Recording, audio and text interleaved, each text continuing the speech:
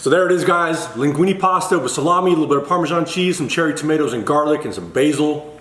Tastes freaking awesome, guarantee it. My only complaint, the thing I messed up on, is because it's hard doing a video. This came out, the pasta came out a little bit overdone. I like it al dente with a little bit of bite to it, but other than that, if you remake this, don't overcook the pasta, you're gonna be good. Try it out. Thanks for watching the video, guys. Peace out. I'll see you on the next one.